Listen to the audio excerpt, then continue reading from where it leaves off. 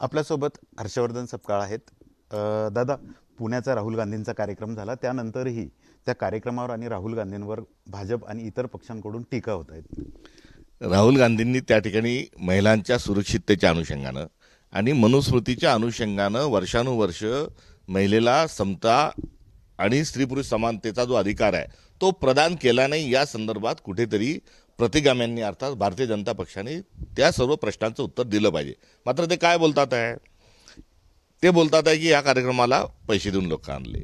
राहुल गांधी जे आहेत ते चुकीचं बोलतात आहे. अहो, ते काय चुकीचं बोलतात आहे ते सांगावं ना. राहुल गांधींनी देशाच्या सर्वात नोटबंदीपासून, कोरोनापासून तर रोजगार कमी होत आहेत, मध्यम आणि छोटा जो व्यापारी आहे त्याचं मरण होत आहे, उद्योग बंद होणार आहेत, हे सर्व भाष्य केल्यावर ते तंतोतंत खरं ठरलंय.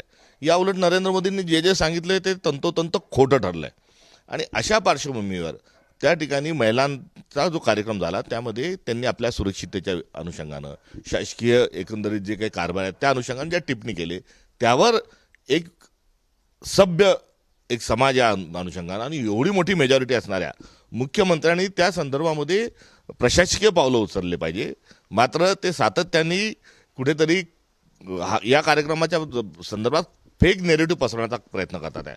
एवढ्या तिथे लाखाच्या संख्येमध्ये विद्यार्थिनी आल्या, त्या विद्यार्थ्यांचा अक्षरशः जल्लोष होता आणि त्या सगळ्या आलेल्या महिलांचा कुठेतरी पैसे देऊन आणलं असं म्हणून त्यांनी जो महिलांचा अपमान केला आहे आणि या कार्यक्रमाच्या नेटके आणि चांगल्या आयोजनाच्या संदर्भामध्ये कुठेतरी चुकीचं गालबोट लावण्याचा प्रयत्न करतात आहे. त्यामुळे तमाम महाराष्ट्रातील महिलांचं त्यांनी माफी मागितली पाहिजे आणि या सगळ्याच्या नुसार त्यांना आता कुठेतरी सूचन असं झालं आहे, पायाखालची वाळू ही सरकत चालली आहे आणि मोठ्या प्रमाणावर जनता जी आहे त्या रोज समोर येत असताना सुधारण्याच्या ऐवजी काँग्रेसवर तोंडसूक घेण्यातच ते स्वतः गुंत आहेत आणि स्वतः आनंदित आहे असा एक आभास निर्माण करत आहे. मात्र याचा फटका त्यांना आणि महाराष्ट्राला बसल्याशिवाय राहणार नाही. त्यामुळे त्यांनी वेळीच जागं व्हावं आणि राहुल गांधींच्या सूचनेचं पालन करावं. राहुल गांधींचा पुण्यातील कार्यक्रम झाल्यानंतर काल रोहित पवारांनी असं म्हटलंय की देशातील जनतेचा मूड बदलत आहे. नेमकं कसं बघता या वक्तव्यात? कोटा, डेहराडून, प्रयागराज आणि त्या खालोखाल आता पुण्याचा कार्यक्रम ही नवीन राजकारणाची नांदी आहे असं म्हटल्यास चुकीचं ठरणार नाही. यामध्ये जंतर मंतर आणि दिल्लीत झालेलं जे आंदोलन आहे, या आधीच राहुल गांधींनी जी एक मोहीम सुरू केली होती, ही मोहीम आपल्याला पुढे जात असताना ही आढळून येत आहे आणि लोकांनी देशाच्या मुद्द्यावर बोलणं सुरू केलं. केवळ धर्माच्या, जातीच्या भरोशावर राजकारण हा काळ संपलेला आहे. आता तरुणांना रोजगार हवा आहे, आता महिलांना सुरक्षितता हवी आहे, शेतकऱ्यांना त्याच्या शेतमालाला भाव हवा आहे, पदवीधरांना रोजगार हवा आहे आणि भ्रष्टाचाराने पोखरलेली जी आपली देशाची भारतीय जनता पक्षाची जी एकंदरीत जी मोटस ऑपरेंडी आहे, याला लोक पुरते कंटाळलेले आहेत आणि भारतीय जनता पक्षाला धडा शिकवण्याकरता आता जनता सरसावली आहे. देशात जनतेचा मूड बदलतोय म्हणजे काँग्रेसच्या बाजूनी जनता वळते असं म्हणायचंय तुम्हाला? राहुल गांधी हे आश्वस्त नेतृत्व आहे.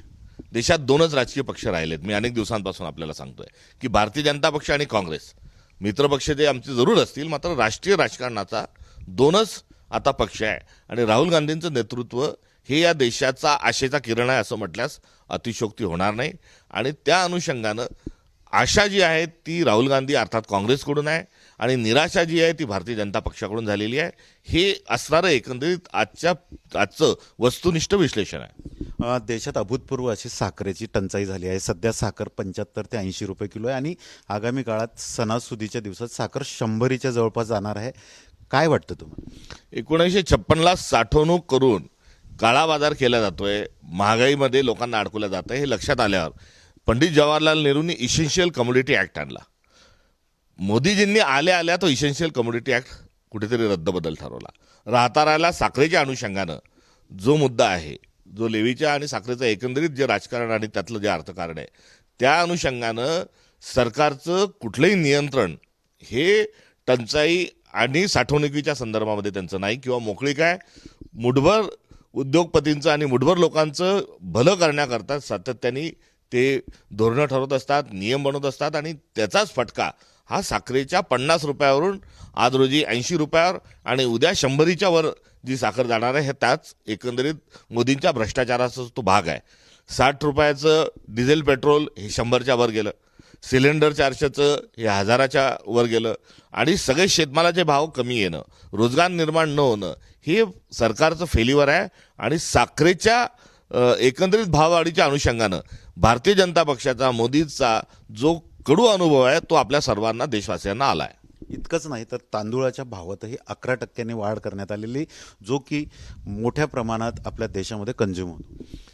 ही एक शृंखलाच मी आपल्याला आधी सांगितल्यानुसार की इसेन्शियल कमोडिटी ऍक्ट रद्द केल्यामुळे साठवणूकदारांचं भलं झालेलं आहे. त्यामुळे आपण बघत असाल की सोयाबीन हे 4000च्याच घरात राहतं. त्याचं कारणही तेच आहे.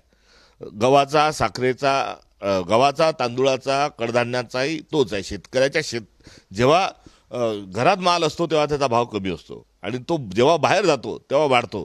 यामागचं जे कारण आहे की मोदी सरकार जे आहे ते सर्वसामान्यांचं नाही, ते जनतेचं नाही, तर ते केवळ काही उद्योगपतींचं आणि व्यापाऱ्यांचं आहे. आणि त्या अनुषंगानं अशाच प्रकारचे जे चटके आणि फटके जे आहेत ते नागरिकांना बसत असतात. तर नक्कीच हे होते काँग्रेस प्रदेशाध्यक्ष हर्षवर्धन सपकाळ. कॅमेरामन शांतारामसह doctor Sanjay Mahajan, ABP Majha, Buldhana. ABP माझा, उघडा डोळे बघा नीट.